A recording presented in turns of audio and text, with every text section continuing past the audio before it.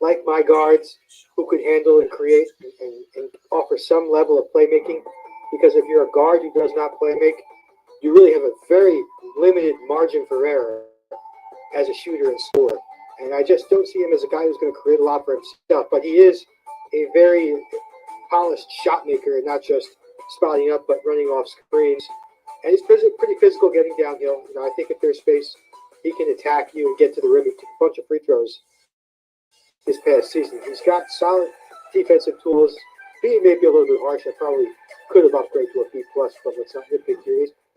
This deep into the draft, I don't think people expected Jacoby Walter to be there, particularly earlier in the season when I think he opened the year with a big offensive game. But I'm not buying the creativity.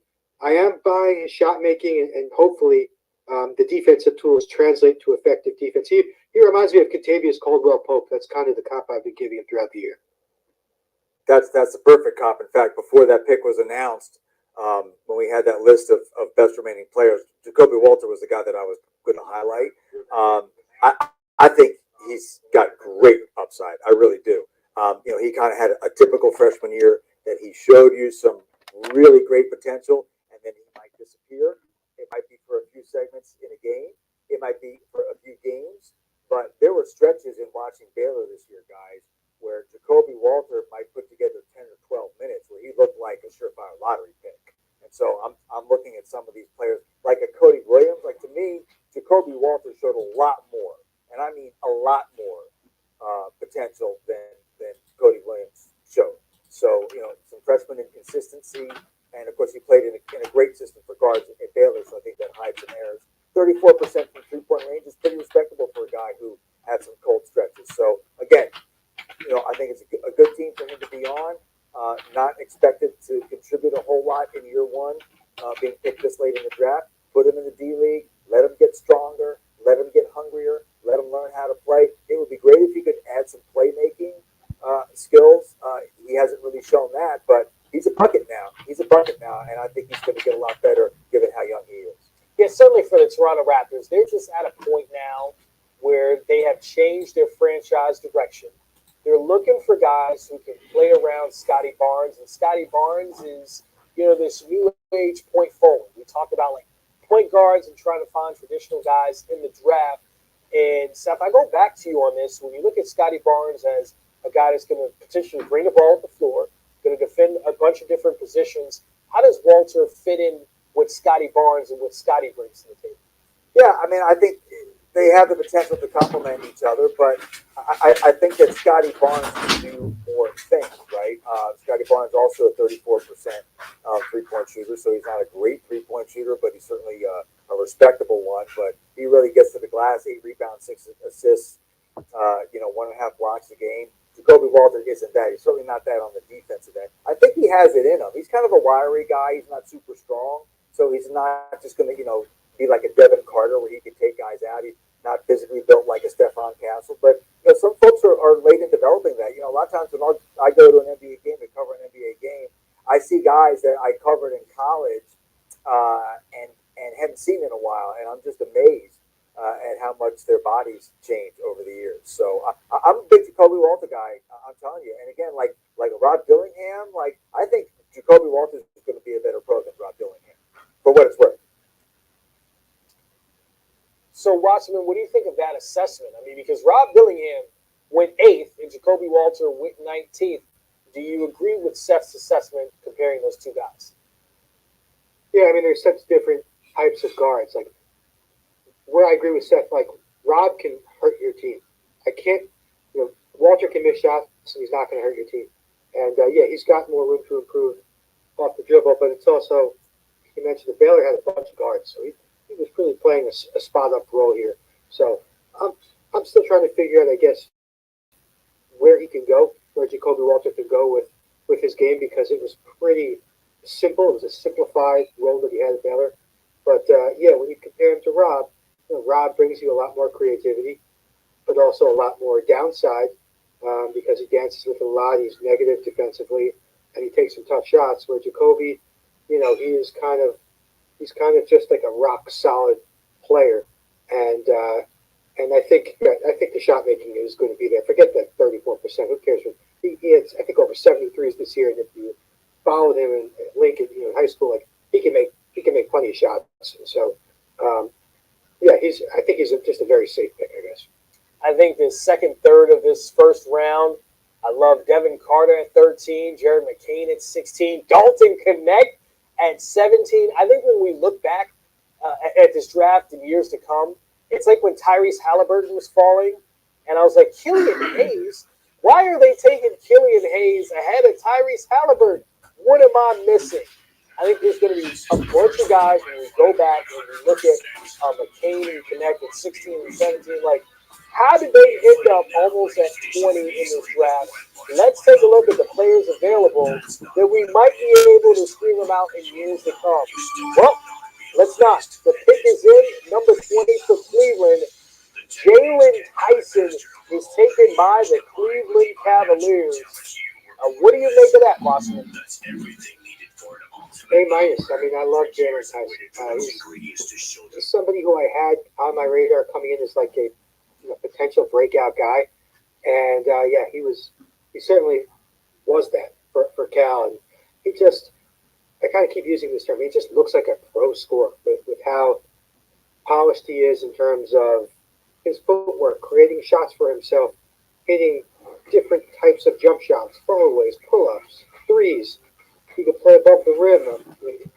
I think he's got to improve a little bit off the ball, and it'll be interesting to see what his role is. I like him more as a second unit guy where he could just be a scorer as opposed to a guy who spots up a lot.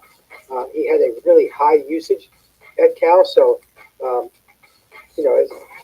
if he gets that role where he gets to just create and make plays for himself as a second unit guy, I really like that at number 20 overall. Yeah, I would agree. At 20, I think he's a solid pick. He was a guy a little bit under the radar throughout the college season. It's not like we were all locked in on Cal because they were not an NCAA tournament caliber team. Cal, by the way, was his third college in 3 years. Started off at Texas, then went to Texas Tech. He was one of those guys who was looking to get a waiver early in the season, and then midway through the season, because of some of the legal hits that the NCAA was taking in court, where they wiped out that whole process. But he was able to get eligible and play 31 games. 6% from three, and really it's his size and his positional size that brings the intrigue. So he's one of those guys that you watched during the college season and you thought, well, let's see what happens when we get to that pre-draft process. Played very well at the combine. He was certainly noticeable in those scrimmages to my eyes as someone who physically looked like he could do some things, and then in the private workouts, obviously tested well and has performed well. So going to late first round of the Cavaliers again, you'd expect him to spend some time in the G League, but he is a guy that, in terms of his maturity and his physicality, he is more ready to play right now in the NBA than a lot of guys who have heard their names called tonight. All right, we're 20 picks in, about over 2 hours in. So let's go back and look at this draft as it has developed. Going back to the first overall pick, Zach Richarche. This is a guy that, Wasserman, you had as on your mock draft. You got the first 4 picks right. Richarche, Alex Sarr, Reed Shepard, and Stephon Castle. How did you have it play out the way that it did, and knew that those would be the first 4 picks in this draft? How did I do it? I closed my eyes and guessed. I mean, you talk to as many people as you can. I think that the first couple, there was just like a consensus on how it was going to play out, and then, of course, one wrong pick and it's got the domino effect down the board. So, you know, I hope that I don't get judged by the mock draft that I do on the day of, particularly because I'm doing shows and I can't adjust anyway. But my value, I think, in this space throughout the year, who you can expect to see, and I think my mock drafts in the middle of the season are more important. Well, how about this? The New Orleans Pelicans select Yves Missi, number 21 in the draft, the 7-footer from Baylor. Looks like they needed a center, and they got one at 21, Wasserman. Yeah, hey, I got this one right. Give me some credit here. Listen, this is an A minus. I like Missi. I think that he's got a fairly simple game. He's a rim runner, he's a finisher, he's a shot blocker. But I heard in workouts that he's showing a lot more in terms of his ball handling. And I think Baylor ran a lot of plays for him at the top of the key where he got to face up a slower footed big man and attack him off the dribble. And we saw he could do a little bit of that, like putting the ball down and finishing on the move. But it's probably not going to be something he does often in the NBA. With Missy, he's going to be there to just to play defense. And honestly, I think his perimeter defense is more valuable than his rim protection. He doesn't actually block a ton of shots. I think where he shines the most is in pick and roll, switching out, sliding his feet, not letting guys turn the corner on him. And then he's got great hands around the basket. He'll give you those easy buckets. He'll run the floor. One of those guys whose game translates. It doesn't have super exciting upside because of the lack of skill versatility, but I do think he's got a little bit more face-up game than he was given credit for. Yeah, I agree. I think I'm a big Isa Missy guy. Just a really dynamic athlete. When someone is that tall, that long, has a lot of bounce. I know he came to the game late, so he's young for his age as a basketball player. He's very disruptive defensively. He's not a tremendous shot blocker, but he's a shot alterer, and he's a great help side defender. He's got terrific switchability. He can guard NBA players out to the three-point line. Again, not for the full 24, but for segments of the game if he needs to switch out, if he needs to recover. The big question will be, how much is that skill set going to come along? For somebody who didn't grow up necessarily playing the game the way that a lot of American kids do, American big kids do, you have to wonder if there might be a ceiling there, but it's also very tantalizing to wonder, how much he has to get there. That's what's so fun about the NBA draft. Fun for us because our jobs don't depend on it, but for these NBA teams to really try to be able to project year 2, year 4, year 6, what is Yves Missy going to look like as an offensive player? If he doesn't get any better, he probably won't be in the league. But if he does get better, he could be a starter or certainly a rotational guy on a championship level NBA team because physically, athletically, he just has so many qualities that you absolutely cannot teach. Well, those are great points you make. And I think for everything that you're saying, this is the perfect situation for him because the New Orleans Pelicans know where their offense is coming from, right? And we saw Zion Williamson play a career high in games, get up and down the floor, create shots for others. And at times you kind of go, okay, Jonas Valanciunas, when Zion's not there, he's perfect. And times it's kind of a little messy on the floor. But Zion does not give you that same impact on defense. So with Zion on the floor, you kind of look at it like, oh, they're drafting a kid that maybe won't give you as much offensively, but can cover for Zion defensively. And maybe some of those units will be better off. So, Wasserman, I think for that reason, for the New Orleans Pelicans, I really like this for this kid, just to be able to be on a team that it seems like it's just a great fit. It doesn't seem like he would fit on every single team, but for the Pelicans, it seems like a really good fit. Yeah, I know actually New Orleans was hoping he'd be on the board, and they didn't think he would be. I'm getting text right now. So this was a nice surprise for them. And I think Valanciunas is in the final year of his deal here. So they're going to need some rim protection, some beef up front. And, yeah, it's one of those spots where Missy could just kind of play to his strengths there. So I like the fit, and I like the pick this late. Looking ahead to the Phoenix Suns because they are a team that came in with such lofty expectations. Now you got Bradley Beal, Kevin Durant, Devin Booker, rumors that this team might be trying to move Kevin Durant. What kind of player, what position do you think is the most need for the Phoenix Suns, Wasserman, here? I don't know if it's about a position. I think you just need to find a contributor. Their depth isn't really there. I mean, they rely so heavily on their big three. And listen, I'm not gonna lie, I don't watch a ton of Phoenix Suns basketball. I got to watch the French League. I got to watch G League. So I don't get NBA is not a priority for me. However, I do see their roster, and it looks like they need depth.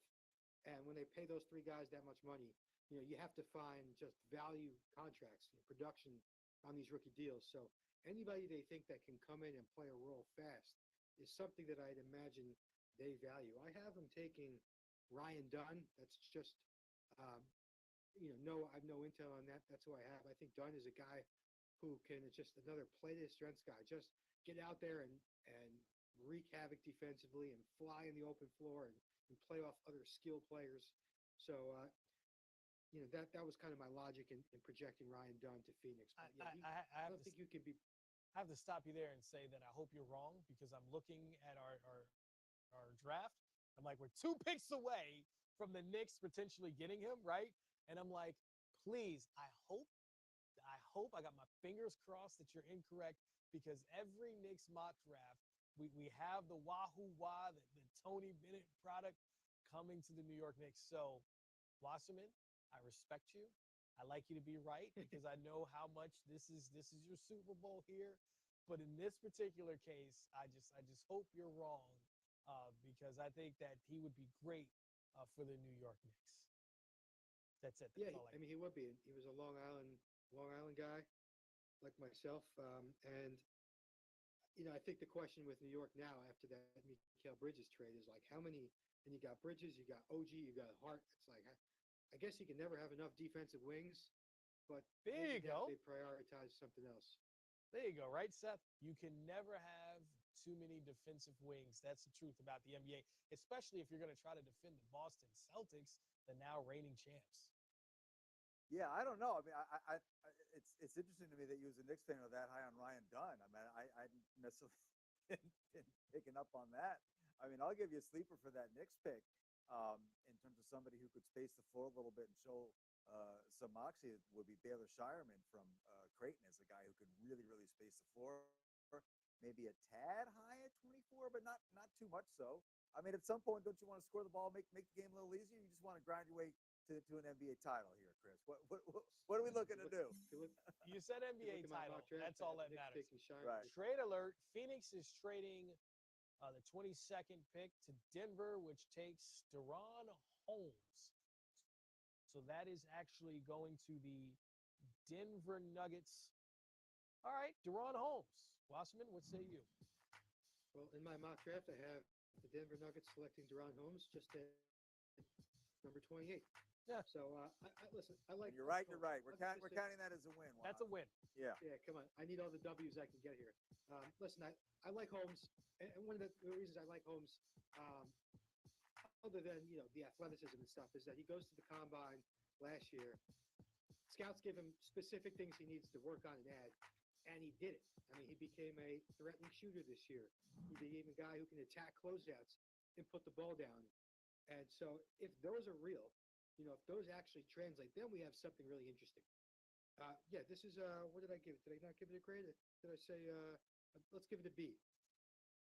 I probably would have taken him a little bit later. He's a little bit lower on my personal board, but the athleticism around the rim you can't teach. He's always top 3 in the country in dunks. He's a walking easy basket, and if the shooting improvement translates, I think it was 38% on not too high a volume.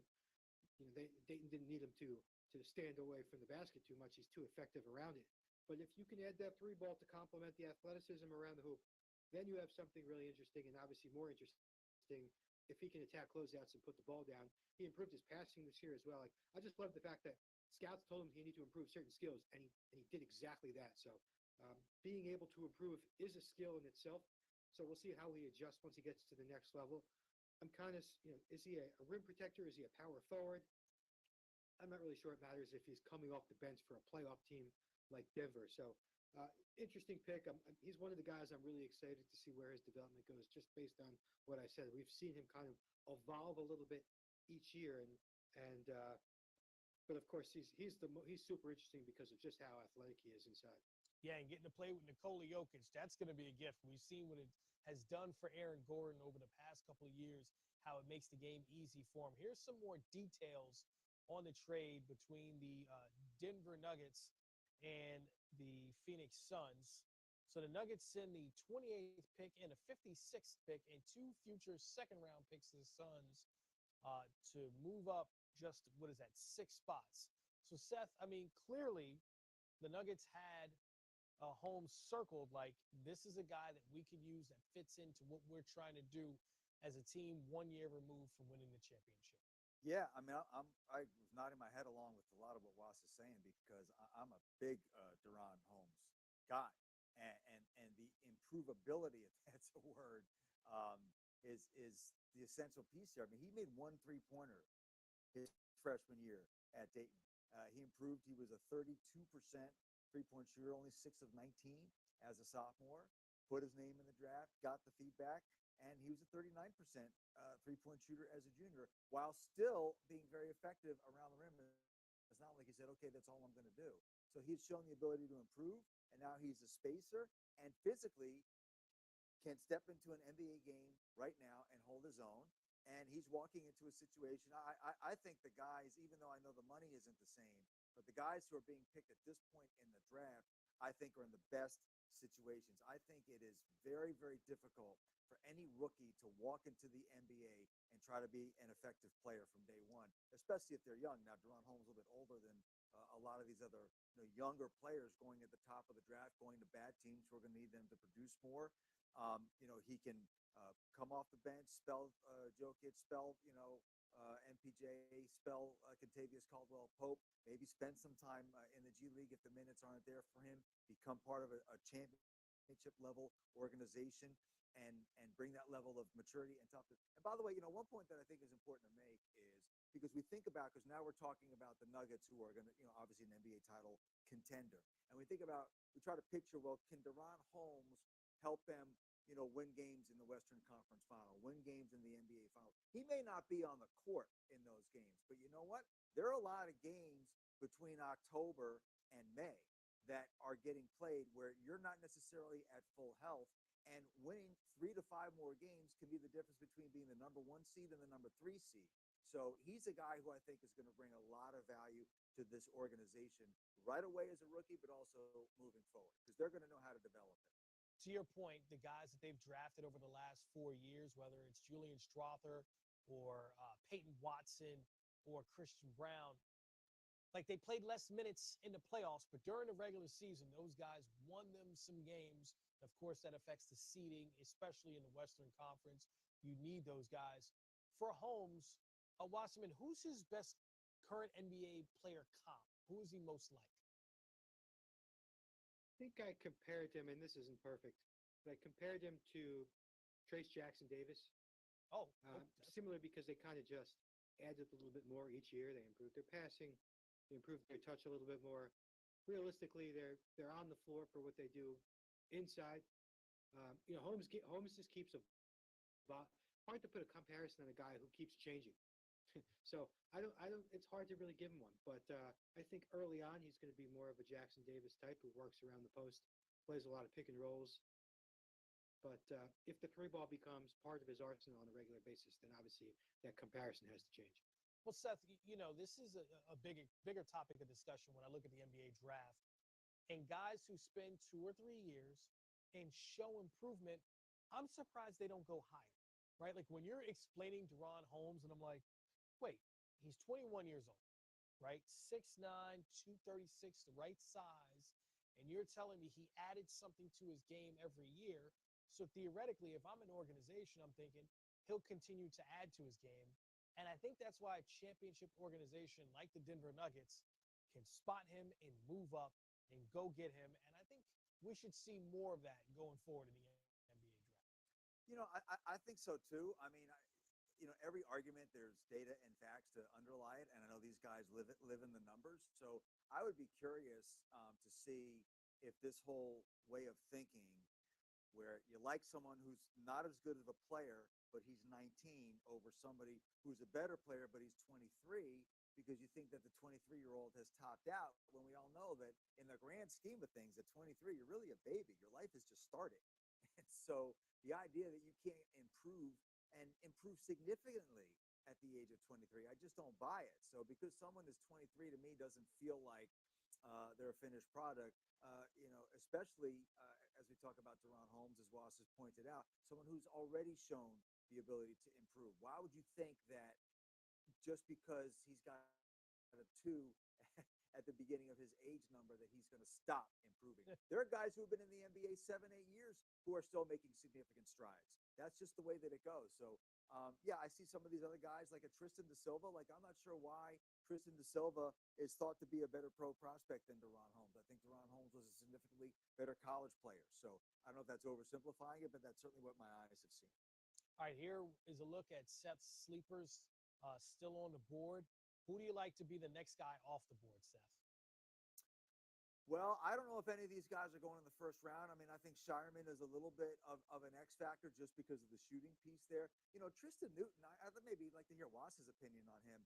You know, for a guy who was the best point guard in college basketball, won 2 back-to-back championships as a starting point guard, most people are projecting he either doesn't get drafted at all or is getting drafted late in the second round. Do you think he's going to hear his name called tomorrow night?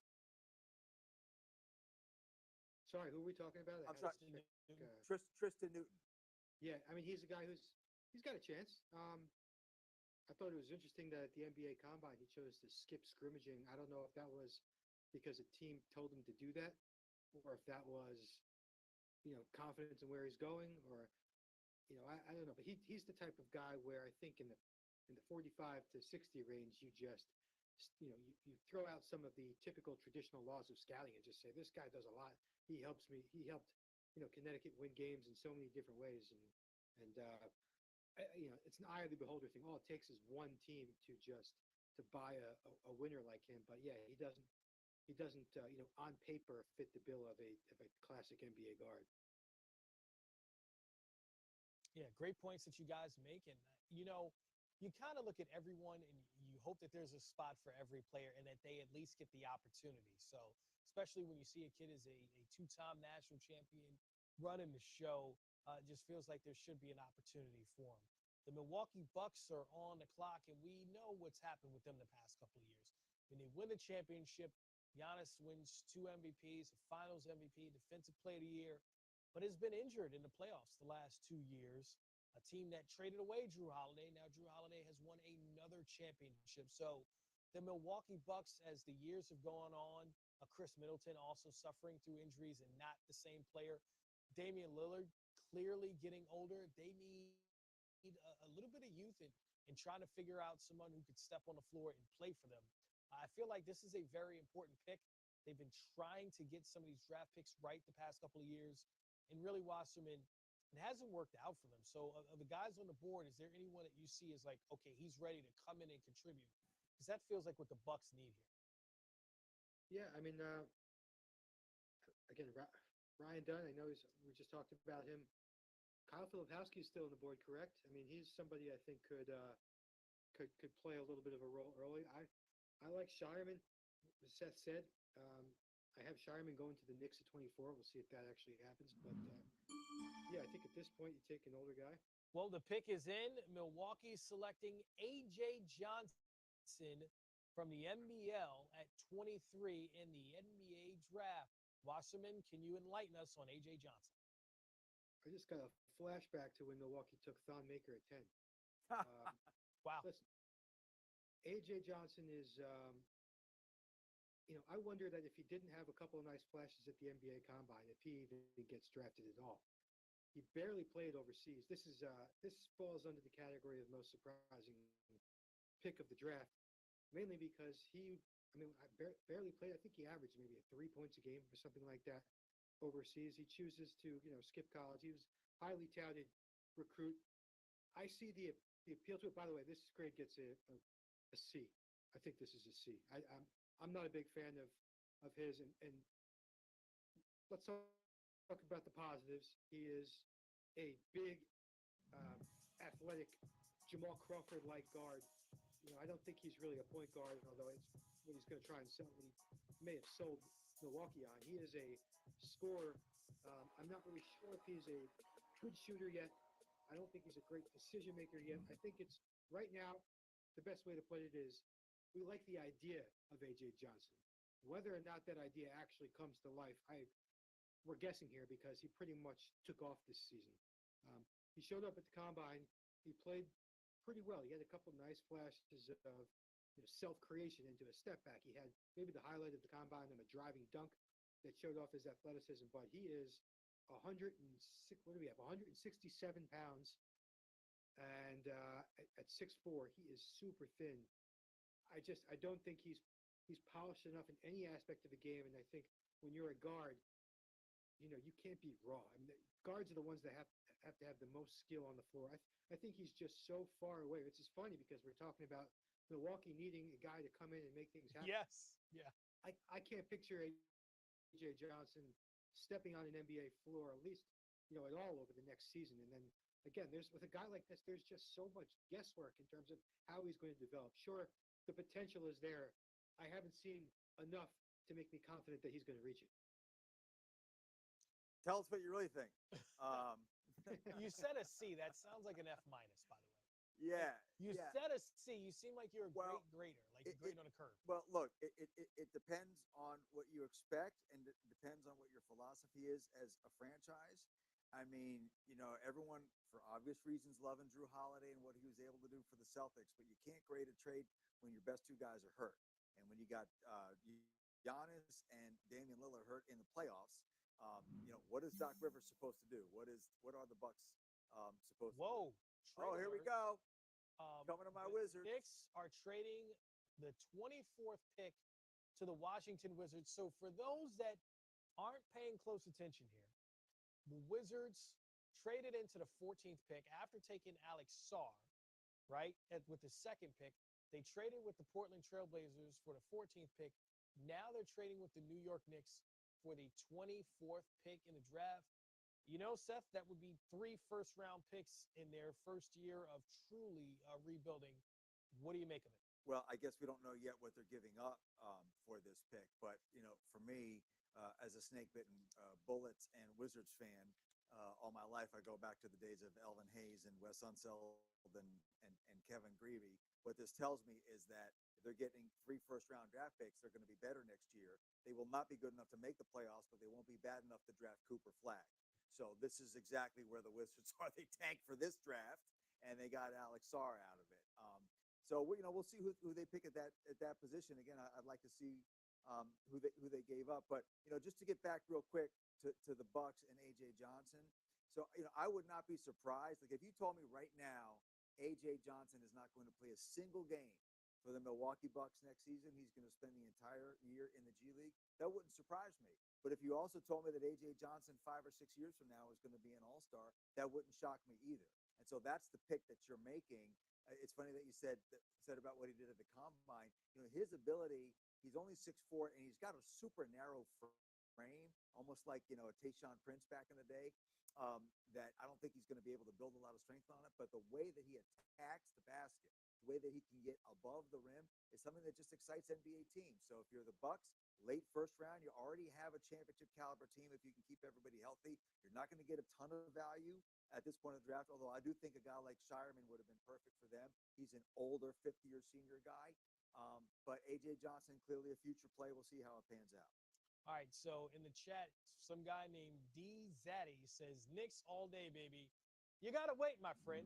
You got to wait. All right, the pick is in, and it's going to the Washington Wizards. Oh, no, here's the actual trade details. Knicks traded the 24th pick to the Wizards for 26 and 51. Washington selects Keyshawn George. So Keyshawn George of the Wasserman, we talked about this. Was it 7 points per game at the University of Miami? Yeah, I mean, he's another idea. I mean, you love the idea of a 6'8" guy who can handle and shoot, but right, not highly productive. I mean, the flashes were very enticing, guys. Those big wings that can make players off the dribble, and he was a 40% three-point shooter. I think that's what you have to buy is the positional size and the shooting. I'm giving this grade a B minus. I get why teams would see upside. I don't, because I'm not buying the creation flashes. I just don't think he's quick enough off the bounce, and he has no explosion around the rim. So I think you're getting a big shooter who can handle it, but I don't think the handle is going to be functional enough because of his lack of speed that he's going to be able to do much with the ball handling. But yeah, I mean, he's a fun young guy, and 40% three-point shooting for a 6'8" guard. Even though I can't even call him a winger forward because he's just not physical enough to guard that position. But yeah, this late in the draft, I get it. I don't think I expected him to be there. He was a green room invite pretty early, and so yeah, let's. Washington really better hope that he builds some strength here and maybe gets a little bit more explosive as he adds muscle. Well, Seth, you said a few minutes ago that the Wizards won't be in the Cooper Flag business. I can almost guarantee you that they will be in the Cooper Flag Ace Bailey sweepstakes. Looking at this draft so far, it seems like a lot of prospects. I mean, a lot of projects of these prospects, right? Like Alex Sarr, but Bub Carrington and Keyshawn George. I don't think these guys are going to have immediate impacts in the NBA. So, Keyshawn George is a 6'8" wing from Switzerland who didn't show any defensive prowess whatsoever, averaged about 8 points a game in 23 minutes for a team that did not make the NCAA tournament. Sounds like a Washington Wizard to me. I think he'll fit in perfectly with their G League franchise. I mean, who knows how he pans out? Again, Washington was not the only team that is enamored with his skill set, his combination. I think Wasp puts it perfectly, and like you said with A.J. Johnson about liking the idea of a player. You see a 6'8" guy who can handle and shoot a little bit on the wing. He's got that European style combination, and you think you can project him forward, but it's not something that strikes me as somebody like we've said who's going to come in next year and have a huge impact. So we'll see. He can shoot the ball. He can play in space. That's for sure. And those guys usually find a way to make money in this league. Well, clearly the Wizards thought that potentially the Knicks might take him with one of these picks, right? Because the Wizards were sitting there at 26. The Knicks were at 24, and the Wizards moved up 2 spots to go get him. So it's almost like if you think the Knicks aren't going to take him, he'd be sitting there 2 spots later, and they gave up also the 51st pick in the draft to go get him. So really interesting to see a team just move up 2 slots for a player that could have potentially been there, Wasserman. They must have had some intel that maybe the Knicks were going to take him off the board. Also, there's some speculation, or before the draft, and maybe after the Bridges trade yesterday, that the Knicks were going to trade one of those 2 picks, and maybe Washington was nervous about a team moving up and taking one of those picks to take Keyshawn George. But yeah, I mean, they obviously targeted him and didn't want to take any chances. So you move up 2 spots, and the Knicks are going to say, sure. I mean, they did the same deal with Emmanuel Quickly and Deuce McBride, where Leon Rose likes to just move back 2 spots. He listens. I would love to be a fly on the wall and hear who initiated those conversations, who made the call first, because it is a theme with the Knicks and Leon just moving back a couple spots. But yeah, I mean, we'll see with George. There's so much, again, I've used this term a couple times. There's a lot of guesswork and uncertainty with him, but I would have, if it was me, I would have let somebody else make that pick. Well, the fans are chiming in on the chat here on Bleacher Report on this live NBA draft coverage. Ringel, I think that's his name, says Keyshawn needed to go later, right? That you could potentially get him later in the first round or maybe even the second round. And Penn Simmons says, big guard would handle, but lacks speed. Sounds like Luka. No, he doesn't. He does not sound like Luka. There's nothing about this pick that sounds like Luka Doncic. Nothing at all. Can we all just agree on that? That we do not think maybe just Keyshawn not even George. have that conversation at all and waste our breath. Yeah. All right. But I love it when I can't tell if people are trolling on the chat or if they're serious. But I love when it's like that place where I'm like, oh, I would love to go in on this person because, Seth, you know how it is. Oh, You've man. been in a Welcome to gym, my world, man. and Welcome somebody to will my tell you world. something just so insane that you're like, no, like. I know. But, I get caught into this, working with many of the same guys you do down in Atlanta. Like I remember, because when we compare players, when I make a comparison, I'm not necessarily saying he's as good as. I'm saying he kind of plays like, because we want our viewers and our listeners. Yeah. So I remember many years ago when Mitch McGary was at Michigan, and I said on the air something effective that, he kind of reminds me of Blake Griffin. And Steve Smith went ballistic, like, Blake Griffin? If you just compare him to Blake, I didn't say he's as good as Blake Griffin. He's a big power guy with bounce, who steps away from the rim, who's more athletic than you think, and leave me alone, Smitty, right? So, but the folks who watch us and try to troll us like to get our blood up, and it's not hard to do sometimes. I just love how you had Smitty down to a T because Oh yeah, he's always so smooth. and oh even he is, keeled. he is. You But got to if round, you you got to hit it round. What a hot take! Yeah, You no, hit it with a hot I take. know where his buttons are, man. I spent a lot of time with Smitty, as I know you have too. But this is the most important part of the draft, okay? Because we have talked about how the Knicks are going to be in the second apron going forward.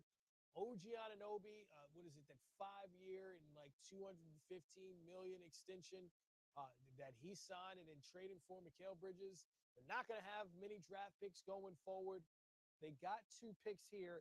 And if you look at the history of what the Knicks have done with these late first-round picks, Quentin Grimes, Miles McBride, Emmanuel Quickly, Mitchell Robinson, you know, Seth, they've really nailed it the past 5 or 6 years in this range with guys who've come in and contributed, even if they've taken a few years to develop.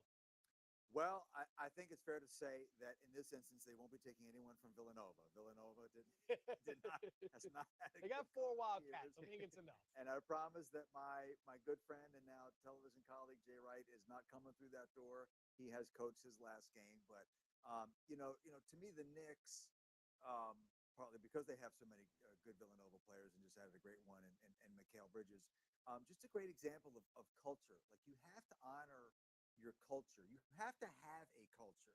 You have to have an identity, and then you have to kind of stick with it. Sometimes the best players are the ones that you don't get. The best decisions are the ones that you don't make.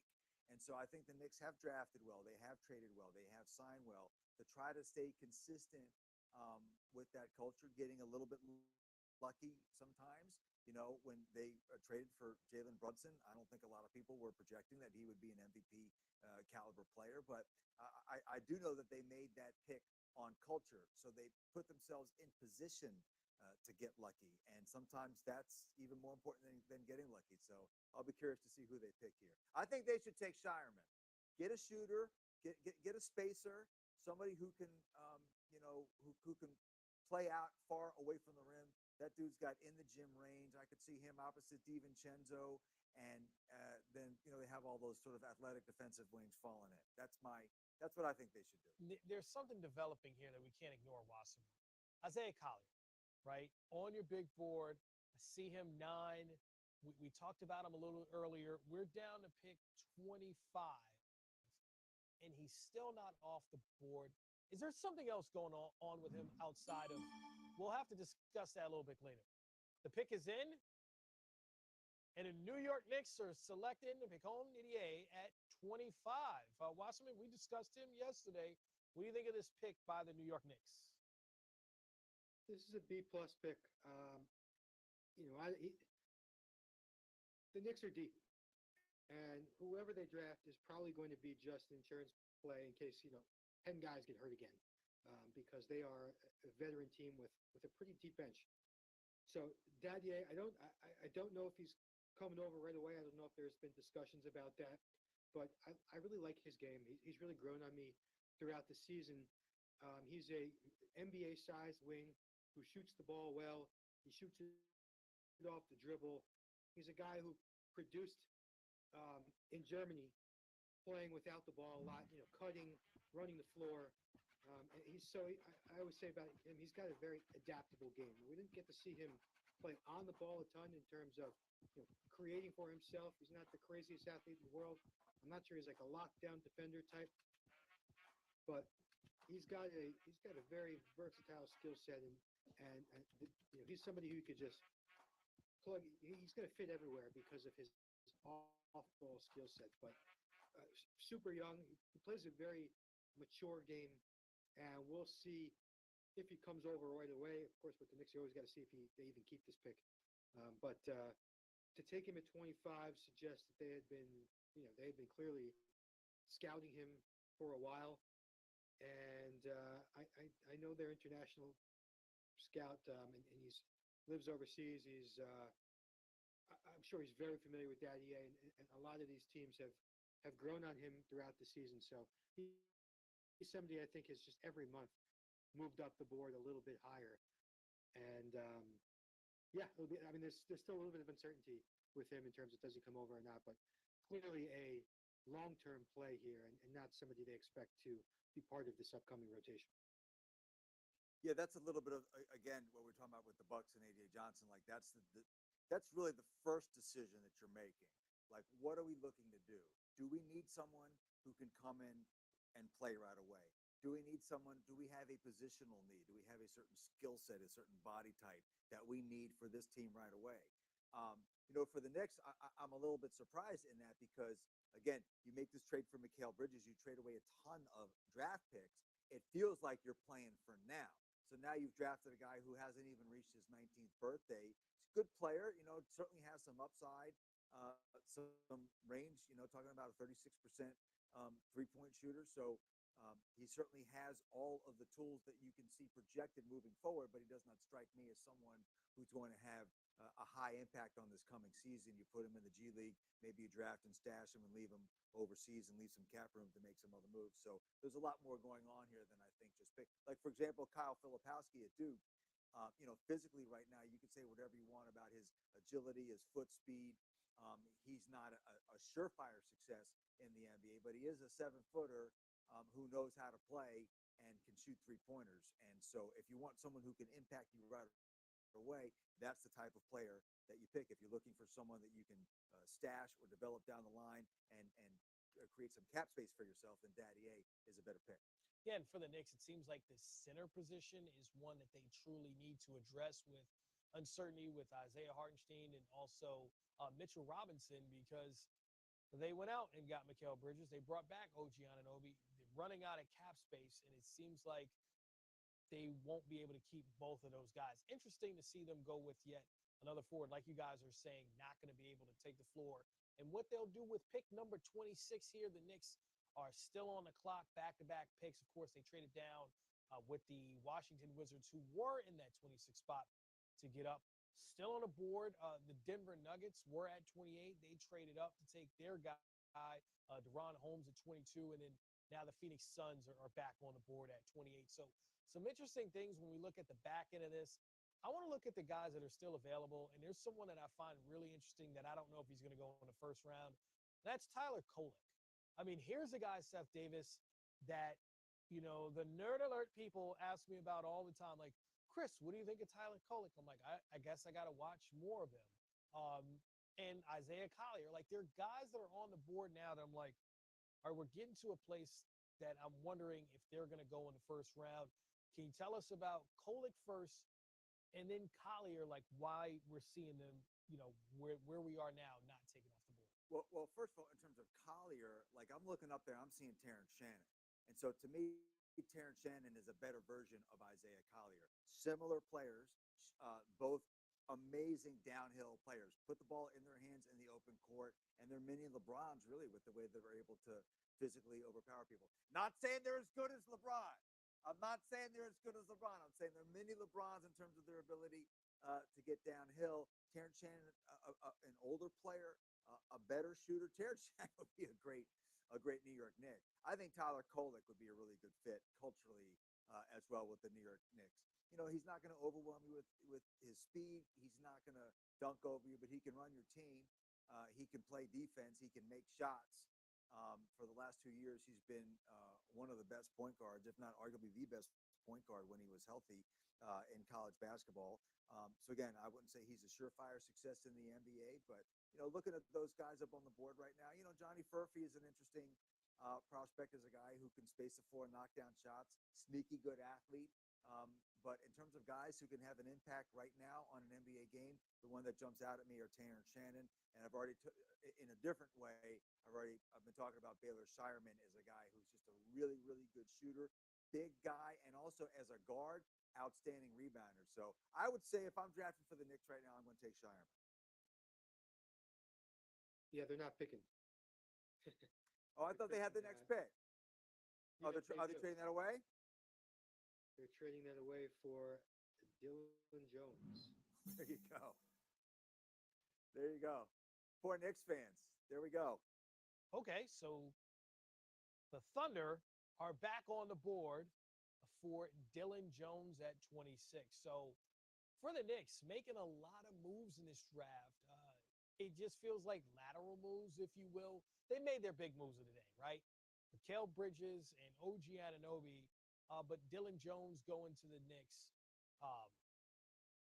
To the Thunder. Wasserman, what do you think of Dylan Jones?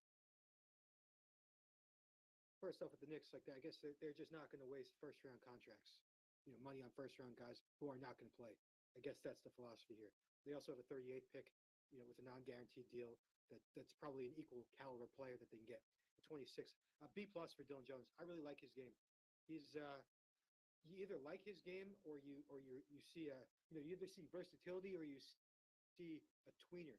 Like, how does he fit in the NBA has really been the big question. He was a very high usage guy at Weber State, like a 6'6" point wing. He put up crazy numbers. In fact, I think he averaged 20, 10, and almost 5. I don't think anyone's ever done that in terms of that type of production in college, and over 2 steals a game too. I mean, with him, I started to buy the creation off the dribble. I think I was a little bit skeptical of it coming into last year, but he's gotten so much better at just handling the ball, getting to his spots. He's strong. He plays through contact. He can finish in a lot of different ways, and he's a very good passer. I mean, playmaking is really what separates him for a guy who's built like an NFL tight end. And shooting has always been a question mark with him. So, the pessimist will see a guy who, well, is he going to be able to create at an NBA level? Is he quick enough? And if you put him off the ball, is he a good enough shooter? So, the people who see a tweener question what position he plays, and the people that like him see a point wing. Well, Lakers legacy, they got a lot of Seth Davis going on here. Put up Sean Marion, Blake Griffin lines last year. Jay Will with worse three-point shooting, but better rebounding. Flashes of Jalen Williams from the Thunder, and then the Thunder draft him. So, Seth, maybe the Oklahoma City Thunder see Jalen Williams in this 26th pick and going with Dylan Jones. But is he as good as Mitch McGarry? Is what I want to know, because that's the bar that he really has to clear. I think he might be better. Again, we're at the end of the first round. I think he's a good pick. Played obviously at the mid-major level, so his usage rate. I'm obviously not close enough to the situation to know the answer to this question. On the one hand, you say played 4 years at Weber State. Certainly something to admire, the consistency, sticking it out, the relationships. But on the other hand, you're saying, I'd kind of like to see him do it against a high major competition and do what a Dalton Connect did and see if those numbers are there. Because, the three-point shooting piece, he shot 35%. Again, he's a 6'6" wing, so he's going to need to make outside shots and be a floor spacer in the NBA. 35% as a sophomore from three-point range, 30% as a junior, and only 32% this year. So I'm not saying he's a finished product, but he did play 4 years in college at a program at Weber State where he could do just about anything he wanted, and he still only shot 32% from three. So physically, I think he's ready. I think he has proven himself worthy of being a late first round, early second round pick. But again, if that shooting piece doesn't come around, he's not going to be in this league for long. I mean, led the conference in scoring, assist, defensive rebounds. When you talk about a guard and a guy with ability, I mean, it just seems like he's one of those guys where if you're drafting here, Wasserman, it just feels like, okay, if he's a boom, you really lucked out. And if he doesn't work out, it's not that big of a loss for you. Right, yeah. I mean, he just checks a lot of boxes, and you have to hope some of those boxes translate. And of course, shooting is a big swing skill for him. It'll be curious how they use him, because he was at such a high usage guy. Like Seth said, he was able to do whatever he wanted at Weber State. So it'll be interesting to see what role he has for that team. The Thunder are sending 5 second-round picks between 2025 and 2027 to the Knicks. And obviously, again, the Knicks sent a boatload of draft picks to the Nets for Mikal Bridges, right? Like, so they needed to try to get something back. Those aren't first-round picks. Those are second-round picks. but just to have something to either move in the future or try to get players. I mean, that's just an interesting move for the Thunder to get up to 26. But at the same token, we all know that the Sam Presti had 5,048 draft picks over the next 5 years. So just two teams who just have a treasure chest. Like, we got to get rid of these some way, somehow. I can't remember a deal like that. 5 second-round picks for number 26 overall. First of all, that tells you that the Thunder were really targeting Dylan Jones. Yeah. And they wanted to make sure that they got him.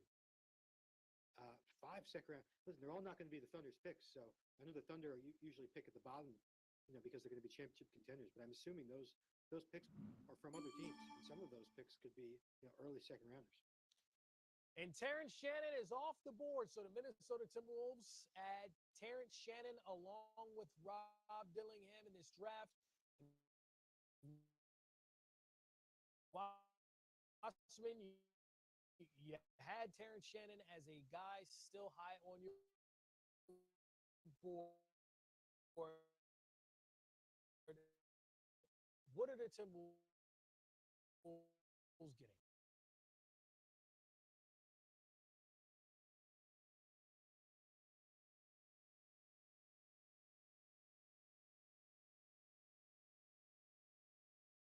He's got a specialty, and it's speed. He's just going to go, and defensively, I think he has excellent defensive tools. So I like this pick. This season he put up some numbers and or just try and blow by them. He's got some moves to his game. He's improved his one-on-one scoring over the course of his 5-year career, which you hope people do over that length of time in college basketball.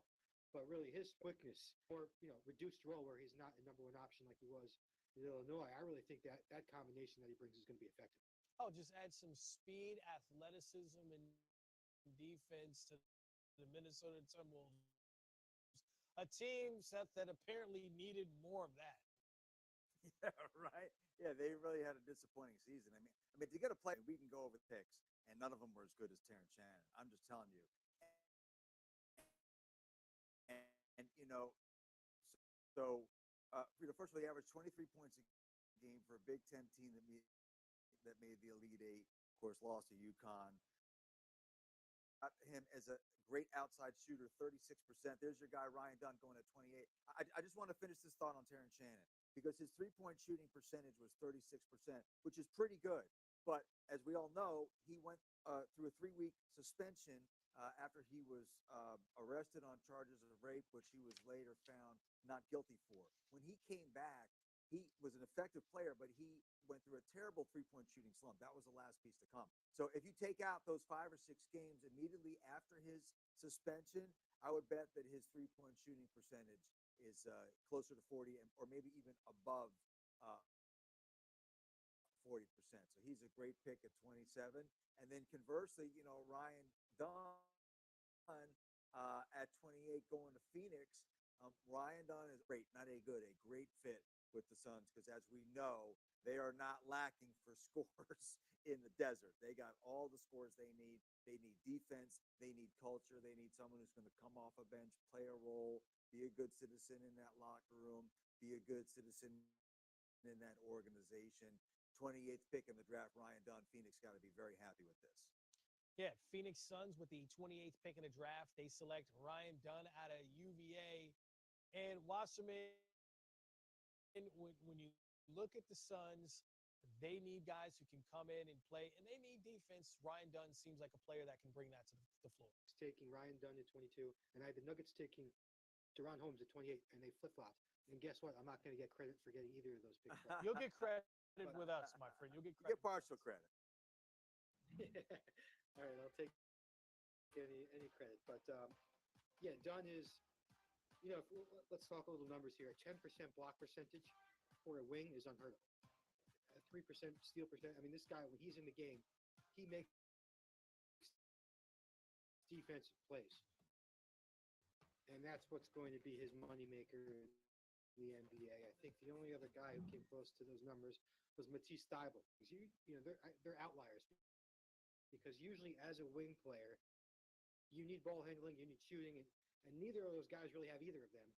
But I think he's so good defensively that as long as you put the right guys around him, you can get away, you can mask some of his offensive limitations. But his job offensively is going to just be tapping and done. If he's able to just make an open jump shot, I mean, then his value skyrockets. But even without it, I think he adds a really interesting element of defensive versatility, of defensive playmaking. Seth, it seems like Ryan Dunn's going to a great situation because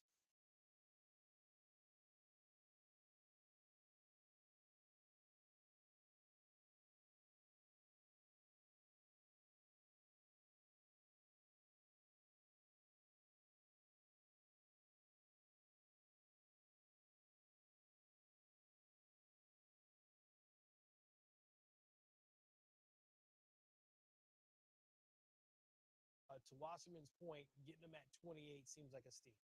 Yeah, I'm not. I guess I am a basketball expert, but I think it's going to be very hard to shoot if you don't have and walk into the Suns if everybody's healthy. Of course, Phoenix was an absolute disaster in terms of their health. And of course, Grayson Allen came on and played. And Dunn's not going to have the ball.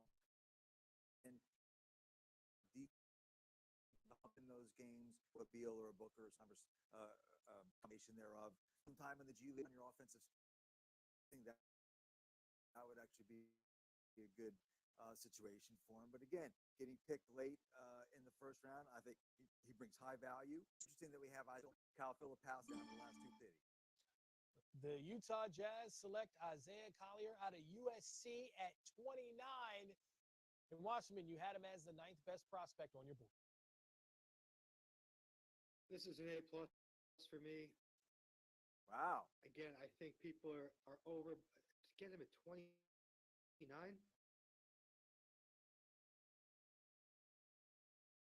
I mean, listen, he may not be, things that he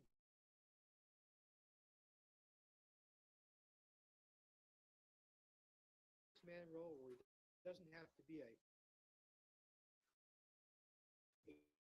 he make decisions for an entire game.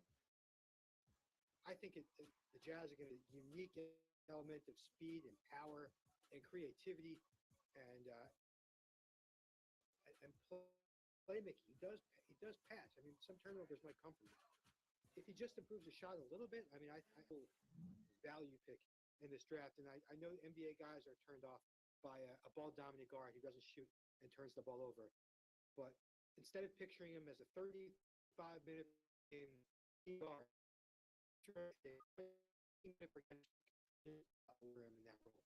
As I hear that, Seth, so it's Colin Sexton because that's what I feel like I'm hearing from Wasserman. Well, I mean, he shot 34% from three-point range. I mean, he wasn't terrible. He averaged 3 a game. That's not high. It's not low. He showed you, and again, he was hurt.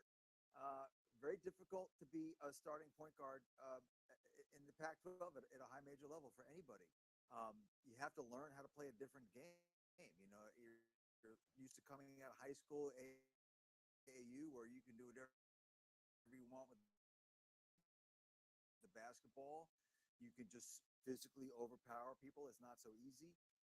At that level, he had a lot to figure out. He had the injury issues. If you look, definitely stretches, and I mean long stretches, and even a couple of games there when he got healthy, and it was like, oh, so that's why he was ranked at the top of all those mock drafts. That's why he was the #1 prospect coming out of high school. So the fact that, it's funny, Was, it's like we sort of have this narrative where if they don't live up to what we all said he should be, somehow it's the player's fault, right?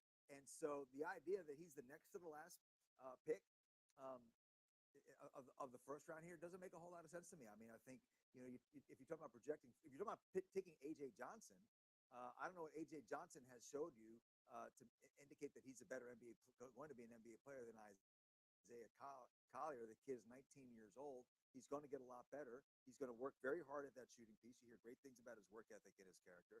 So I'm with you. I think we probably overthought it in terms of rating him as high as we did coming into the college basketball season. But now we're certainly the scout. We have to address the monster in the room. Yes. I just saw your hands. Yes. Your hands were on the screen. Yeah.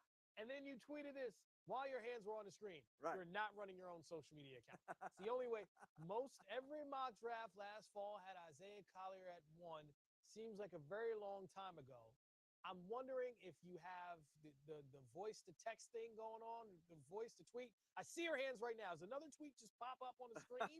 Like, what's going on here? I mean, is that Kelsey back there following do I have to block her from, I mean, am I like, listen, I can't have, by the way, I always say my opinions are only as valid for as long as it takes me to say them. So I might have a different opinion 5 minutes from now. But I tweeted that right before. It just strikes me like I'm a big empathy guy. Like these poor kids. He's had to sit there for 3 hours. Kyle Filipowski is still sitting there. ESPN is showing him. It's like, I know it's part of the narrative, and it's this is the point where it's kind of hard. And I think they kind of stopped showing these guys in the green room, but it's not easy. It's not easy. All right, let's see the big board. Who's going to the Boston Celtics? I'm going to go Kyle Filipowski. Who you got, Wasserman? Yeah, I mean, he's the best prospect they got on the board. I think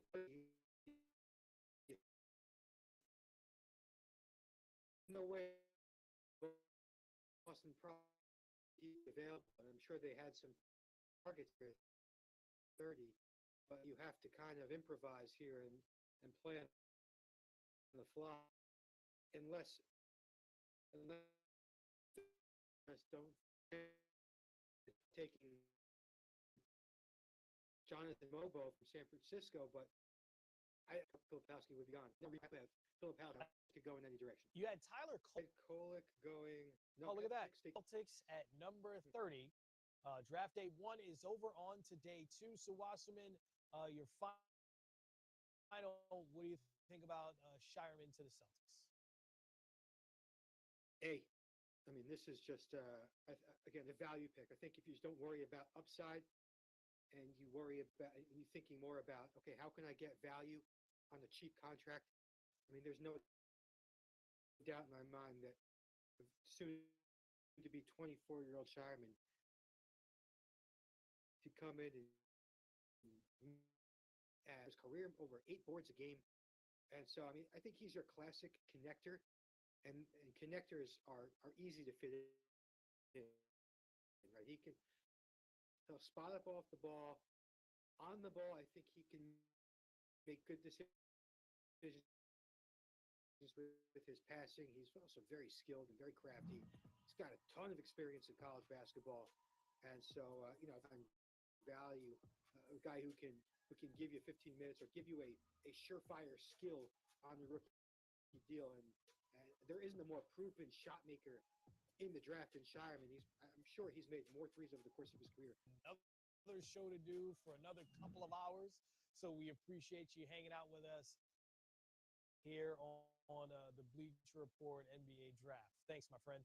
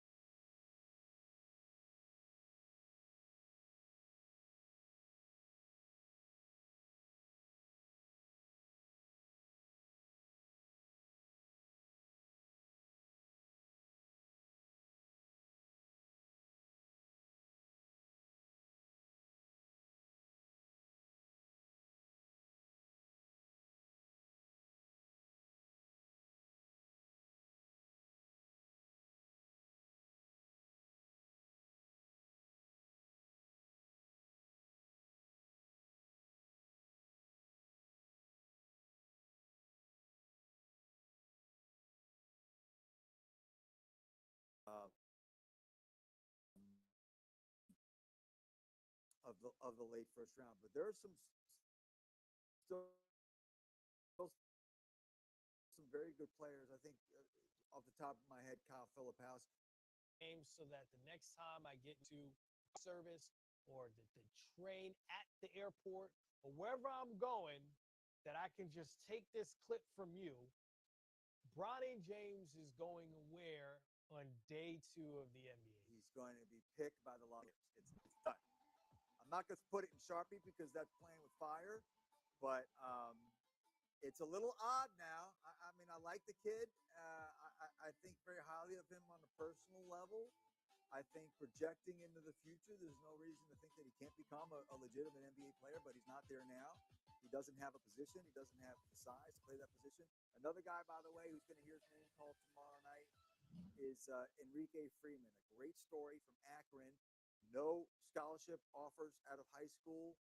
Went to Akron on an academic scholarship, played intramural ball.